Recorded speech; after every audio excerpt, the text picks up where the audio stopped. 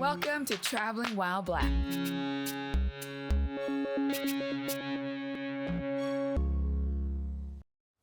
Hey, what's up? I'm Anthony. This is my wife, Marley, and welcome to another episode of Traveling While Black. Yes, welcome back, everyone. As a brief reminder, our show is based on our experiences traveling, and we base those experiences off of how good of a drive it was, how much fun we had, and most importantly, how comfortable do we feel as Black people visiting for the first time. Welcome to another episode of our 2022 Christmas series. For this episode, we were excited to get out and check out our first holiday-specific event for the year. Yes, and this was a very holiday-specific event. We headed down to Puyallup to go to the Holiday Magic event at the Washington State Fairground. So, like Anthony said, we're just excited to check out a Christmas-inspired event. Yep, so take a look at this episode, and as always, let us know what you think. Now that we are in the Christmas spirit, we were ready to jump into our first holiday event of the year. And for that, we chose the Holiday Magic event at Washington State Fair. Running throughout the month of December, the Holiday Magic event at Washington State Fair is how they describe as a magical experience with holiday lights, interactive displays, food and drink, and of course, pictures with the big guy himself, Santa. In full Christmas mode, we loaded up and headed out to Puyallup, Washington, to Washington State Fairgrounds to experience some holiday magic. Drive grade. It was around a 45-minute drive to get to the event. And we have to be honest, coming from Seattle, this drive is horrible. A lot of traffic along with switching between multiple highways made the drive seem a lot longer. With the event running from 4:30 p.m. to 9:30 p.m., it doesn't offer ideal driving times to be heading south. On top of the traffic congestion, the ride offers no views. Yeah, the truth is, the drive sucked. But there was one saving grace. The event parking was free. That alone is good enough to save the drive experience from an almost definite grade of 1 to something a little bit more respectable. Yes, for our drive for this episode, we give a 3 out of 5. Level of fun. We purchased our tickets online at the events page on the Washington State Fair website.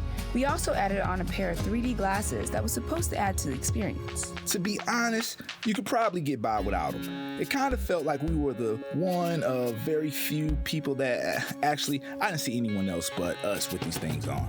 Glasses or no glasses, the sight upon entry is spectacular either way. The park is illuminated with lights, vendors, a little train, and even fake snow. The size of it all can almost seem overwhelming, but you can definitely experience it all, with events happening all over the park, both indoor and outdoors. We experienced it all. Well, most of it. There was a sugar plum merry-go-round, the real animals a part of the manger exhibit, and we even walked through Santa's village. We also checked out a couple of the more interactive options, like the dedicated area that offers games and even ice skating, and for adults, a bar and fire pit. We did see the laser show building, but due to it appearing to be pretty tightly packed and it being cold and flu season, we thought it best not to go in. Maybe that's what the glasses were for. Well, as for our experience, we noticed that there were a lot of families with small children, and everyone seemed to be having a great time, but we don't got any kids. But we found ourselves so focused on dodging, tripping over the little ones, and even catching their little coughs and sneezes, it sort of impacted the experience for us a little bit. But the truth is, this type of event isn't about us. Yes, this is definitely a family-oriented event that's perfect for families, especially with kids. But if we had to base our level of fun grade on partly considering the drive from Seattle and asking, is it worth it enough for 2 grown adults with no kids?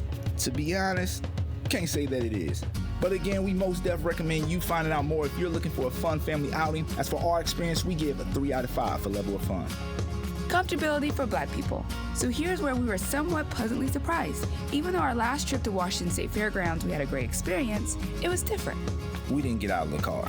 So it felt like a totally new experience this time walking through. Yep, fairgrounds. History doesn't bode well for our people in open fields and rural areas. But once again, we experienced a comfortable feeling. And believe it or not, we actually saw quite a few other Black visitors. Yes, we were comfortable once again. Friendly people all around in a festive mood. I suppose we could credit the Christmas spirit to being a major contributor to our comfort. Along with seeing other Black people.